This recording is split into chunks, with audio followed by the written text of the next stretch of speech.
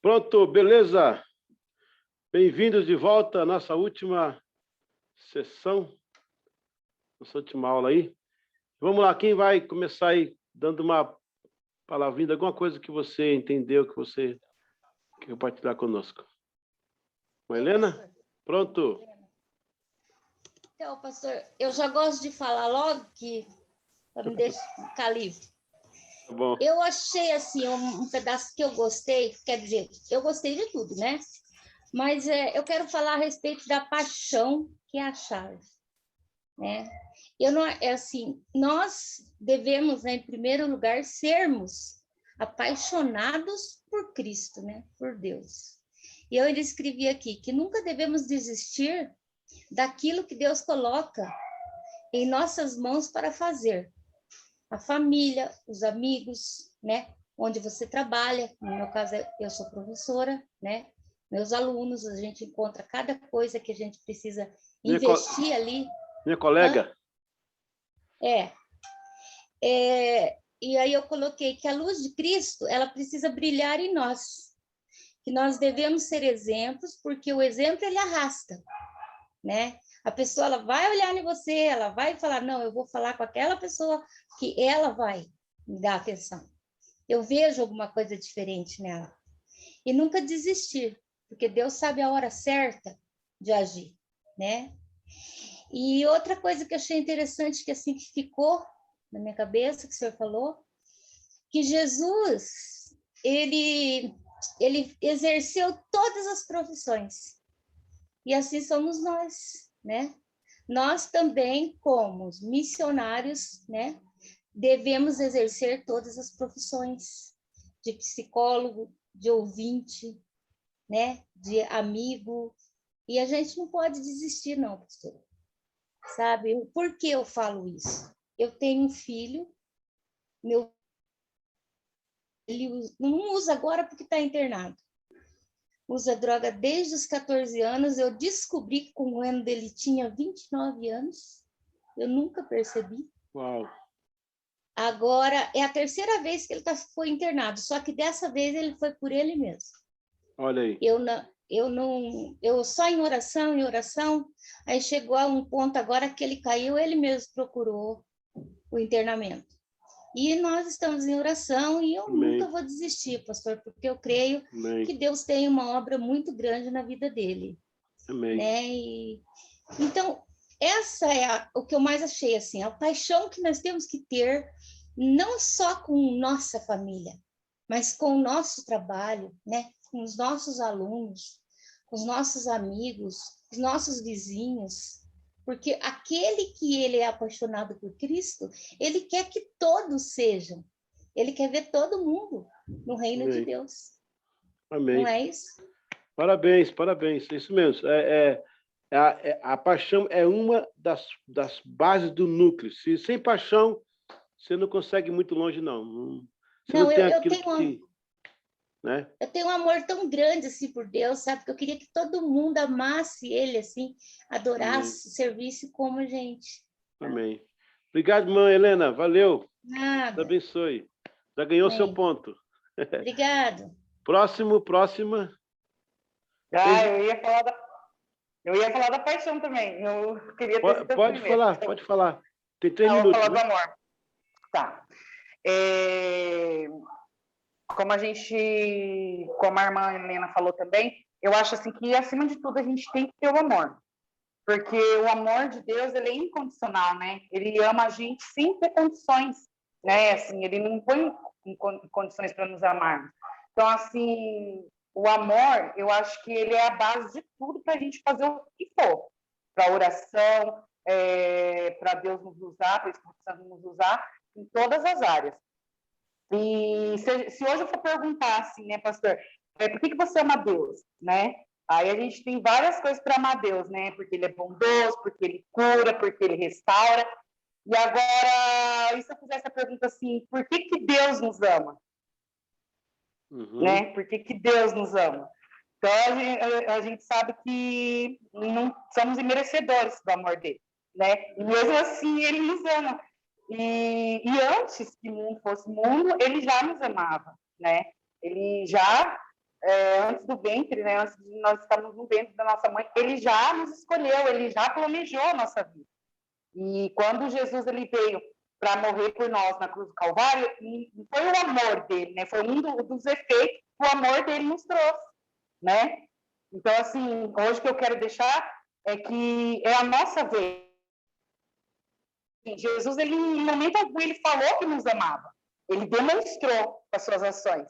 Então, é dessa forma que eu vejo hoje que nós, cristãos, temos que viver em unidade.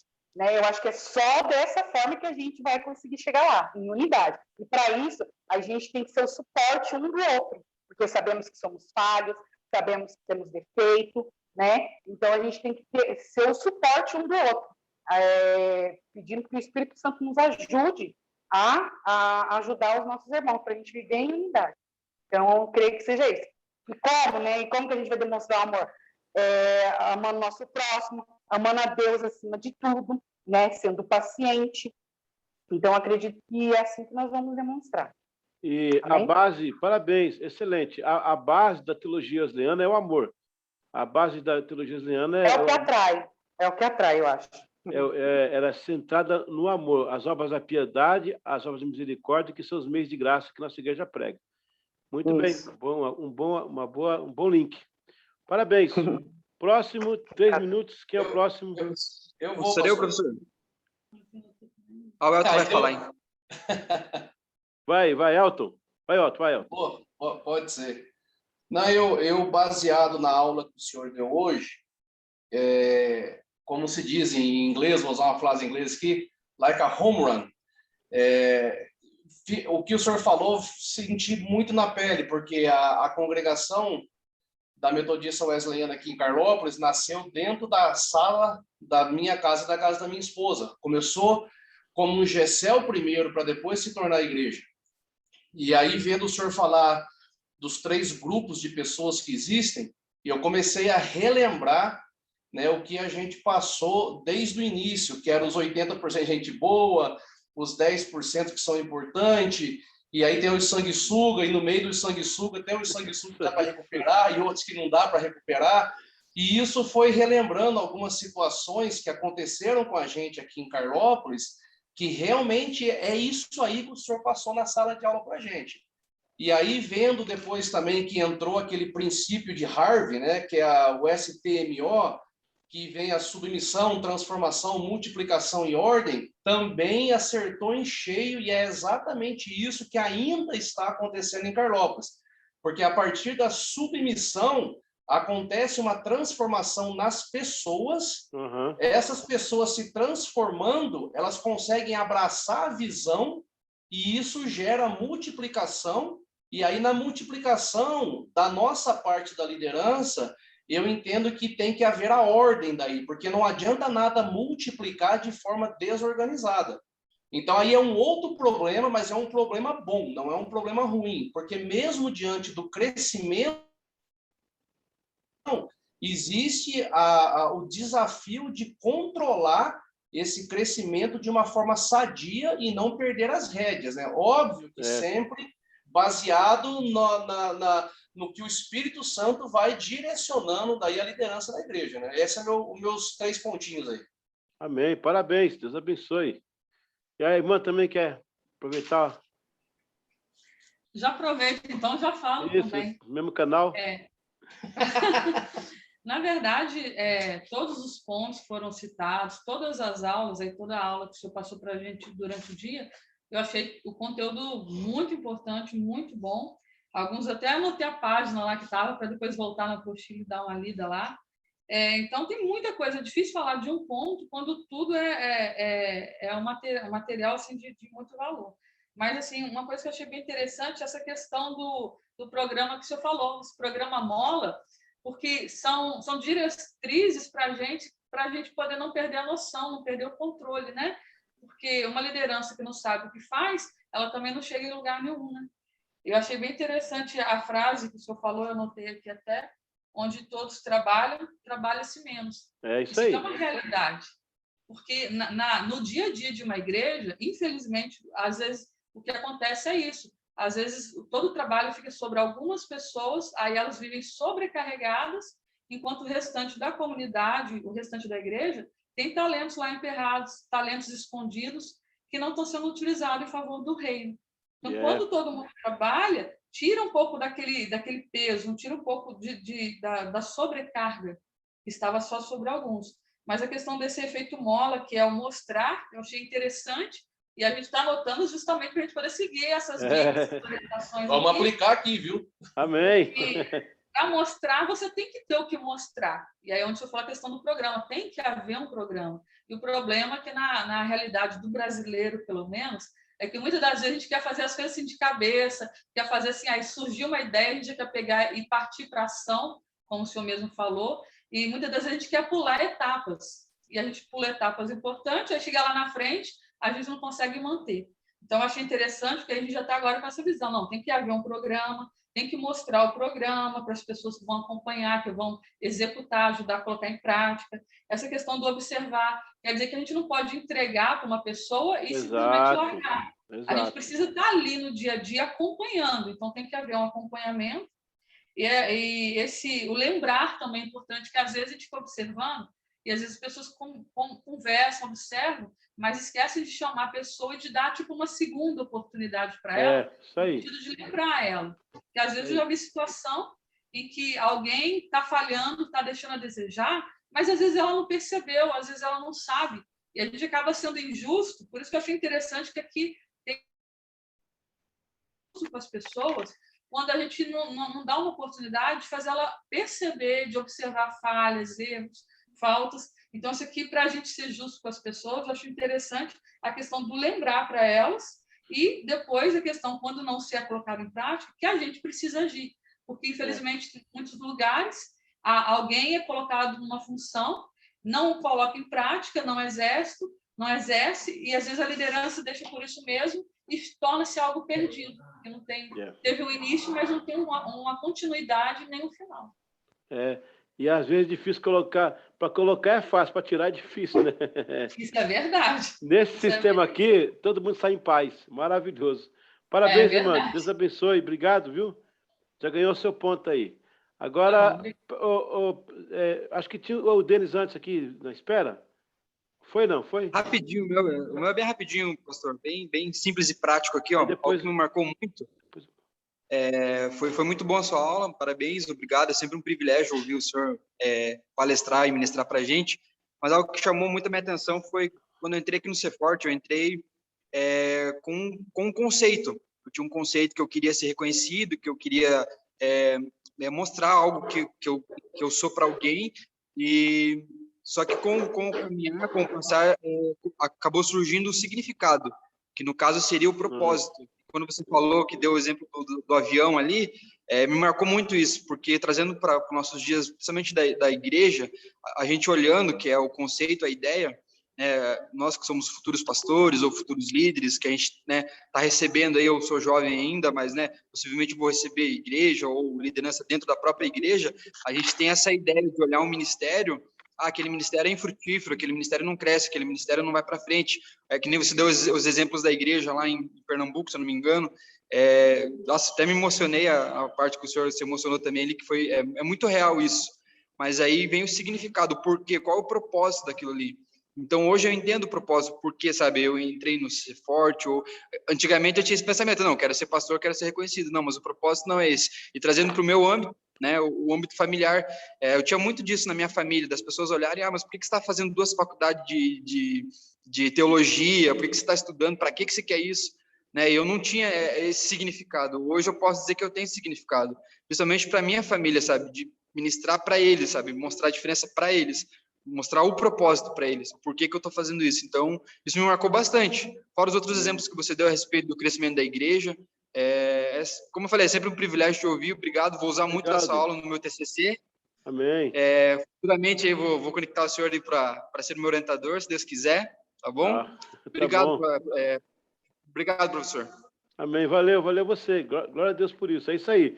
Tudo que é conceito que você tem, a ideia é tornar um significado. Os conceitos nos levam ao significado. Aliás, não tem significado direto. O conceito nos leva ao significado. Então, é isso aí, está no caminho. O Rony agora. É isso, Rony? Perfeito. Depois do Rony, pode ser, pastor? Pode ser, pode ser. Fechou. Ô, Thiago, deixa eu ir antes de você. Você vai dar o seu fórum aí, top das galáxias, e eu vou ficar como, velho? É rapidinho. Ah, eu te conheço. Perfeito, pastor. Eu tô assim, bem feliz com essa aula. É uma aula que é profunda, muito bom. E como o Elton, a Shirley, né, colocaram ali, dá a impressão que eles colocaram o mesmo pensamento que eu estava aqui, né, colocando dentro dessas aulas. É perfeito, todos os tópicos aqui são muito bons. Perfeito para a gente que está à frente de uma igreja. E é coisa assim que nem a Shirley falou sobre ali a parte ali de mola, né?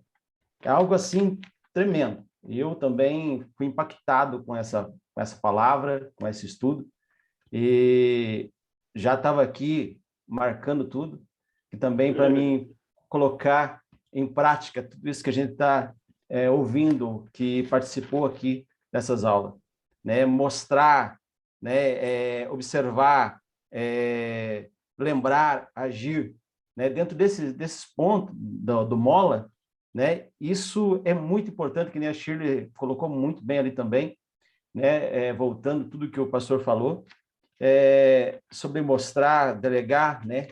As funções, e a parte A do Mola ali, agir, né? E tem muitas pessoas que às vezes não agem de medo, né? De tirar a pessoa fora, da reação dela, né? Da forma que ela vai receber, né? A correção. Mas acredito que dentro desse ponto, né? Explicado certinho, a pessoa vai entender, né? E um líder, ele tem que agir.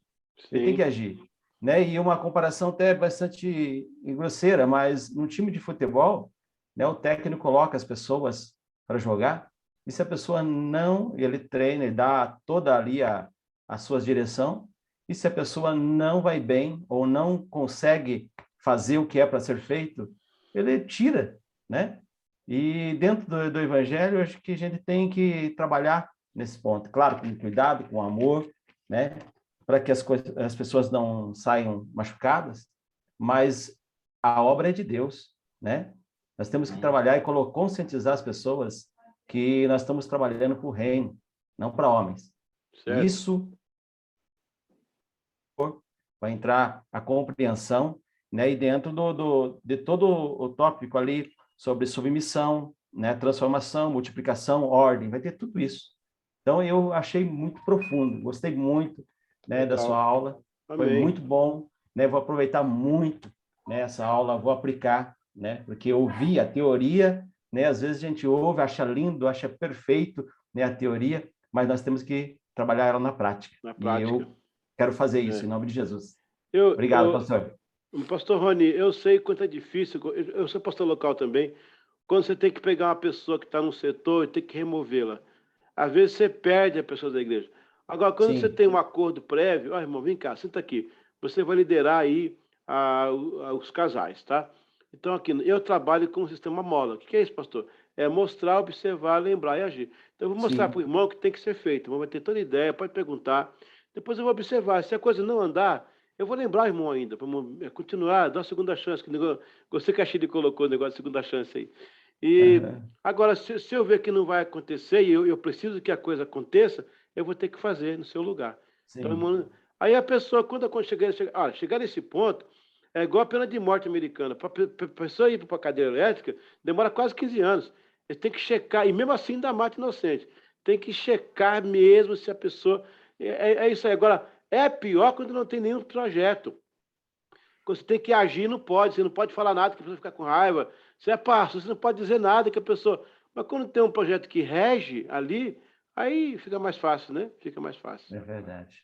Perfeito. Obrigado, pastor Rony. Deus abençoe por sua participação. Agora, quem que seria? Eu, pastor. Então, eu gostei bastante de toda a aula, parabéns primeiro aí, é sempre, como todos os colegas falaram, é uma honra ouvir o senhor. Obrigado, meu irmão. Mas o que eu quero destacar, achei interessante o que o senhor falou, a respeito da organização, né, do planejamento, na verdade, né, o senhor até citou que o senhor, quando chegou nos Estados Unidos para abrir a igreja, vocês foram lá e rabiscaram tudo, fizeram todo um planejamento para ver o que podia dar certo, o que estava dando errado, enfim. E eu acho interessante a gente aplicar esse tipo de situação, e o senhor ter falado isso, porque muitas vezes, às vezes a gente fica pensando só que dentro da igreja a gente tem que trabalhar de uma forma, vamos dizer assim, somente teocrática, entre aspas, né? Não que a gente não trabalhe, mas tipo assim, que tudo tem que ser só conforme as coisas vão acontecendo e entendendo que aquilo, se aconteceu é de Deus, se não aconteceu não é, enfim. E o planejamento é uma parte muito importante, principalmente na implantação da igreja, né? Desde a escolha, isso eu falo os 10 pontos ali, né? Desde a escolha do local, a escolha do público, enfim, o tratamento, a forma que você vai ministrar, vai falar, enfim, toda essa gestão aí, né?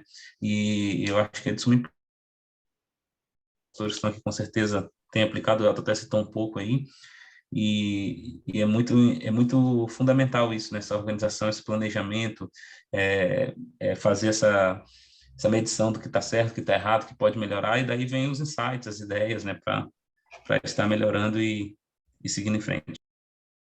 Ô, Thiago, você percebeu que Deus que começou com o ISO, sabe o ISO, que é aquela medição de qualidade, né? Está lá em Gênesis. Sim. Ele acabava de construir e falava assim, e viu Deus que era bom. Ficava observando, falava, olha, o sol ficou legal. Ele media o sol tá legal aqui, tá aquecendo de dia, à noite a água tá legal, o nível tá bom da água, o nível tá bom, o nível tá bom. Rapaz, tá legal isso aqui, eu gostei. Passou no ISO. Então, Deus tinha um padrão de qualidade. Importantíssimo isso aí. Quando você tem um projeto de vida, você se exige a um padrão de qualidade. Né? Você se exige a ter esse padrão. E é isso aí. E sabe que o povo vê isso? O povo vê, cara. O povo vê.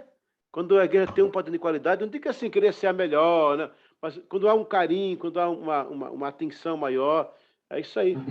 Muito bem. Agora seria a Adriana, é isso, Adriana? É o que me resta, minhas humildes palavras. Olha, tadinha. Então, assim, eu marquei nas aulas, eu costumo marcar tudo que me chama atenção na aula, e hoje eu marquei 6 folhas. E frente e verso. Mas eu queria fazer... Sim, não, mas eu vou fazer bem rapidinho. Mas o que me fascina muito é essa questão de organização, passo a passo, cronograma, fluxograma, tudo isso faz parte do meu dia a dia, né? Eu profissionalmente trabalho com isso e isso me fascina. E quando eu consigo colocar isso enxergar isso dentro da organização da igreja, ou qualquer projeto que a gente desenvolva, que tenha esse compromisso de a gente seguir o nosso passo a passo ali, criado conforme o cenário que a gente estava vivenciou, ou o cenário que a gente busca chegar, isso tudo move uma paixão dentro de mim muito grande, de mim e daqueles que participam desse projeto. Então, eu acho legal essa junção da organização, da estrutura ali, e esse passo a passo, né, esse fluxograma, mas misturado com a nossa paixão, com a nossa vontade de fazer a diferença dentro daquilo que a gente planejou, né? Surgiu no meu coração no início do ano um projetinho da escola bíblica de a gente trabalhar com o Evangelho de João. E eu sou uma das professoras da escola bíblica ali no Evangelho de João. E toda vez que eu vou fazer a minha aula, eu mando mensagem para minhas amigas ou para quem participa das aulas, assista a aula de hoje, porque está extraordinária. Eu não sei se eu enxergo quando eu preparo, mas o fato é que todas as aulas para mim é extraordinária, porque eu tenho paixão em fazer e em colocar em prática aquilo que a gente planejou lá no começo do ano. Então, eu acho que trabalhar com a organização e com o coração ali, né, falando da matéria ali, né, a gente consegue ter resultados ali excelentes que deixam ali a gente fascinado em só continuar. Jesus, ele também tinha a sua metodologia, né? Olha que interessante, Adriana. Lá no deserto, o pai, ele criou uma tabela nutricional. Ele mandou codorna e ele mandou maná, né? Maná rico, codorna e maná ricos em lipídios e glicídios, que é a base equilibrada da nutrição. Aí vem Jesus e dá pão e peixe, também lipídios e glicídios, a base da manutenção. Aí vem o Espírito Santo, hoje nos dá o louvor e a palavra, também. Então, você percebe que eles têm uma característica organizacional sui generis. Eu não sei que tem um pessoal que é contra essas coisas, eu acho que é assim, ó. Se você andar com uma perna só, você vai mancar. Se você trocar de perna, vai mancar do mesmo jeito. Se você só ora, você vai fazer, mas vai mancar. Se você só organiza, você vai, não ora, vai fazer, mas vai mancar. Agora, se você ora e você organiza, você vai ter equilíbrio, vai andar normal. E é isso que Deus quer, essas duas coisas. Parabéns, obrigado pela sua participação. Ganhou seu ponto. Nossa, pastor. Glória a Deus, né? É uma sabedoria, meu Deus. Usa cada vez mais. A mãe nem que falou ali do negócio ali, só cumprimentando. Mas obrigado, Pai do Senhor. Quem é próximo? Quem é próximo? Pode ser, pastor. Pode ser. Quem? Pastor Doninha? Vai lá. Vamos lá. Celso? Vou falar aqui. Vou falar aqui Donias, pode falar. Rapidinho. Então vai, Só pegando o gancho do Elton, né? Foi uma das coisas quando o pastor compartilhou com a gente, né? Dos tipos de pessoas, né? Das pessoas que são importantes, das que são gente boa, né? E das que são sugadoras. Eu não sei se foi mais por um conhecimento ou se foi por um alerta. Mas, assim, fato é que, assim, me acendeu aqui uma luzinha aqui no painel dentro da cachola, que é sempre bom, talvez, a gente identificar essas pessoas, né? E só fechando esse parênteses disso, não sei se realmente é bom mesmo identificar ou não, né, pastor? Mas, ao meu entendimento, eu achei bem bacana essa colocação que você trouxe aqui, porque realmente faz uma grande diferença, eu acredito, durante nossa caminhada. E eu peguei aqui um ponto também que o pastor disse sobre a visão, né? Muita ferramenta, muita coisa, quando eu digo a gente, né? E é porque a gente está muito cercado, né? De cursos, de coisas, de imersões, e sempre são ferramentas para nos alavancar, ferramentas para nos trazer um sucesso, ferramentas de especialistas. O pastor até trouxe um exemplo, né, de que quando a gente atravessa a rua, compra um celular, um aparelho, a gente se torna um especialista. Então, hoje a gente tem muito desses especialistas de ferramentas, né? E eu ouvi bastante, né, pastor? Eu ouvi muito, assim, que a gente tinha que lançar a isca. Eu já ouvi bastante isso. Que a gente tinha que lançar a isca num evangelismo, num algum... E, na verdade, quando o pastor falou que, na verdade, a gente tem que lançar a rede, a gente tem que lançar o acolhimento, a gente tem que lançar o amor, talvez essas ferramentas caem por terra, essas buscas de alguns sucessos que a gente busca, caem por terra. E daí eu entro na visão, né? Porque muitas das vezes a gente corre muito atrás e eu digo no geral, assim como igreja, como um todo, eu vejo muitas ferramentas, muitas imersões, muitas coisas de especialistas, mas eu não vejo a visão, sabe? Uma visão dada por Deus, uma visão colocada assim, que você vê uma igreja abraçando aquela causa, um cabeça falando, não, vamos seguir essa visão, a gente tem, né? A gente tem um projeto, a gente tem um princípio, a gente tem algo a ser seguido, né? E daí, e vou linkar outra coisa aqui, pastor, que também me chamou muita atenção, foi do princípio Harley, né? O senhor me corrige se estiver errado, né? Mas antes de falar desse princípio, né? Eu queria linkar as duas coisas aqui, que é a metanoia junto a esse princípio, porque o princípio Harley fala de submissão, transformação, multiplicação e ordem. E tem essa primeira submissão, primeiro você entende que está dentro de algo, você se transforma, você começa a multiplicar, mas isso tudo está dentro de uma ordem. E quando o pastor falou de evangelismo, né, eu sempre, pelo menos até um determinado momento da minha vida, eu sempre aprendi ao contrário, que a gente tinha que ir para a rua e lançar as iscas e ir pescando, pelo menos era esse o entendimento que eu tinha. E, na verdade, o pastor disse uma coisa que foi chave, assim, e me marcou muito. O pastor falou, olha, eu nem falei de evangelismo. Se a gente só fazer metanoia, se a gente só aplicar uma, né, por exemplo, o princípio Harder, a gente já consegue uma grande transformação, a gente já consegue um grande crescimento.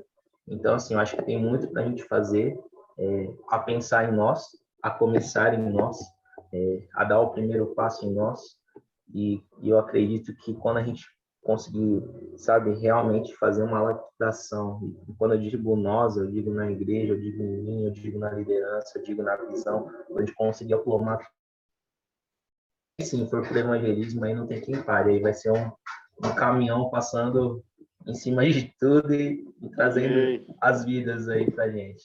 Amém. Obrigado, Donias. Obrigado pelo seu interesse, seu esforço aí, que a nenenzinha aí tá aqui ligado com a gente, e essas lições aí são importantes mesmo. Vai mixando, tudo vai dar uma fruta boa. Na verdade, eu vou tentando linkar uma coisa na outra, porque são várias coisas que nos chamam a atenção, e a gente vai tentando linkar uma coisinha aqui, uma coisinha ali, Amém. e vamos... Mas o foco é um só, né? O foco é um só. Amém. Seria Obrigado, mais ou menos Donias. isso. Obrigado. Pastor Celso. Ô, glória! Amém, pastor?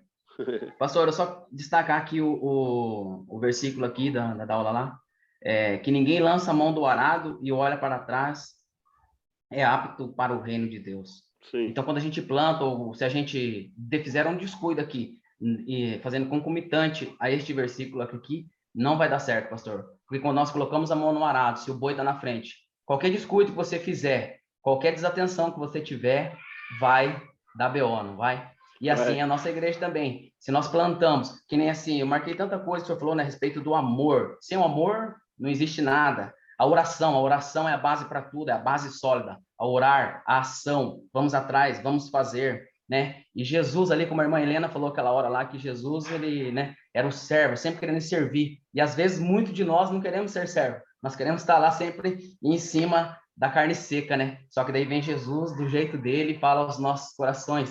Também a questão da empatia, assim, que chama muita atenção. Nós sermos empáticos em todas as situações, em todos os momentos, porque a gente não sabe qual é a dor do irmão. A gente pode até imaginar, mas a empatia é a melhor coisa que hoje está tendo em qualquer lugar. E assim, depois de tudo isso, pastor, a questão da estratégia. Tudo que nós formos fazer, tudo que nós formos pensar, que nem diz o versículo de Mateus, a gente tem que pesar, a gente tem que ter uma consciência daquilo que a gente vai fazer, para que outras pessoas não riam da gente. Então, a questão da estratégia, ela também tem que estar junto a isso aí. O agir, né, caminhando sempre. E a questão que o senhor comentou também sobre quando vocês plantaram a igreja no país lá, a questão do cachorro-quente, a questão da plaquinha lá, pastor. Muito legal isso aí. E o que eu trago de reflexão sobre isso aí também é que o básico, pastor, o tempero, o feijão com arroz, ele é top, pastor, é o que dá certo. Não precisa a gente querer inventar pratos que talvez pessoas não gostem, e sim sempre estar ali temperando o arroz e o feijão, que é o basiquinho, que é o gostoso. E fazer o básico ainda, às vezes, pastor, não é fácil. Às vezes aqui em casa, se eu vou fazer, eu queimo o arroz, e a gente pensa que é fácil fazer o arroz, que é o básico, mas não é. Então, eu gostei muito disso aí, pastor. Amém. Obrigado, Celso. Que legal. Ah, que bom para mim estar aqui sentado ouvindo vocês, cara. Estou tendo uma aula aqui também. Muito legal. Parabéns.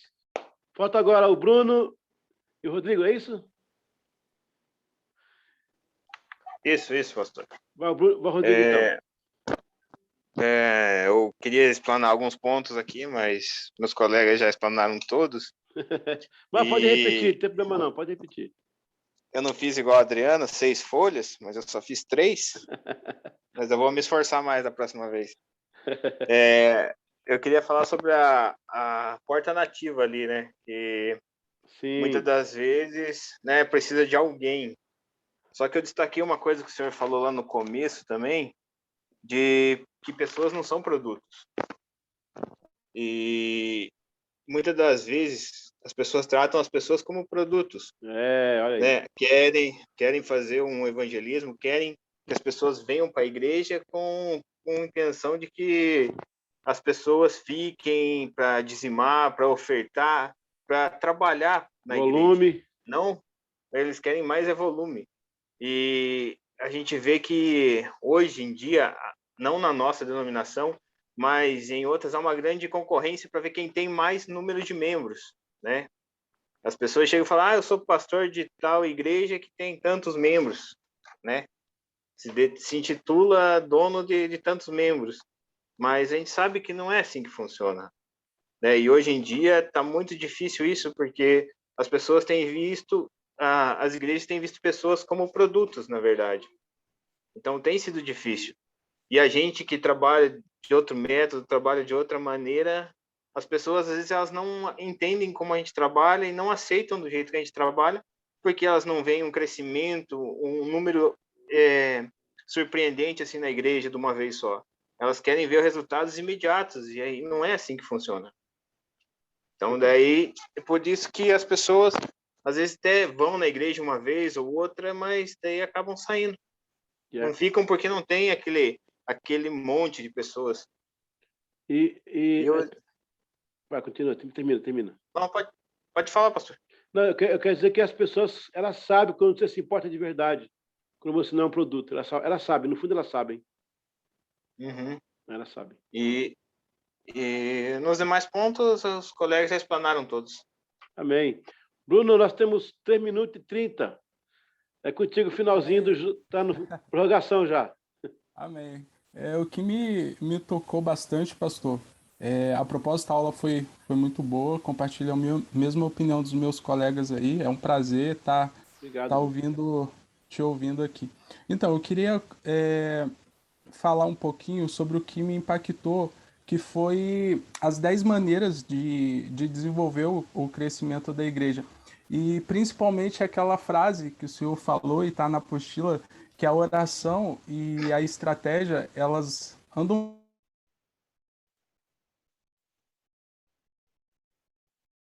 administrador por formação, e nas empresas, antes de abrir qualquer empresa, o senhor até citou aí o exemplo do picolé, a empresa precisa fazer um planejamento estratégico. E eu criei um link aqui na minha cabeça em relação à igreja e empresa. É muito parecido. Então, assim, para você fazer um crescimento de uma igreja, você também precisa de um planejamento estratégico.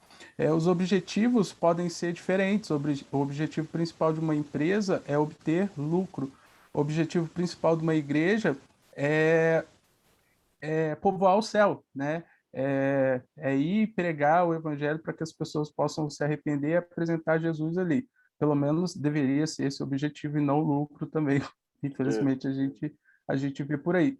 Mas eu linkei na minha cabeça esse planejamento estratégico. Na administração, dentro de uma das ferramentas do planejamento estratégico, a gente chama de análise SWOT, ou em português, análise fofa, né? Onde eu identifico as minhas forças internamente, identifico externamente as oportunidades, identifico também internamente as minhas fraquezas e identifico as ameaças.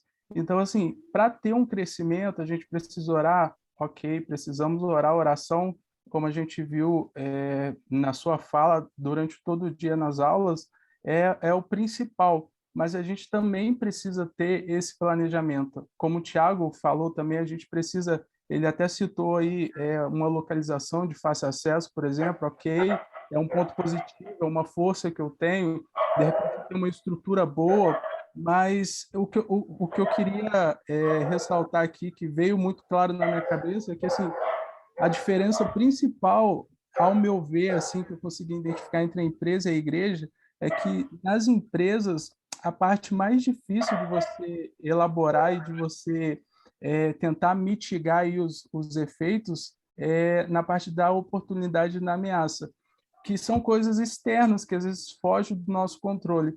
Na igreja, ao meu ver, a parte mais difícil, assim, que às vezes trava o crescimento, são as coisas internas, sabe? Os meus pontos negativos. Uhum. Às vezes, como o senhor citou, pastor, tinha lá um casal que começou na garagem e o casal te deu força, não desanima não, toma aqui e tal. Às vezes é melhor você ter ali 2, 3, 5 pessoas do que você ter 50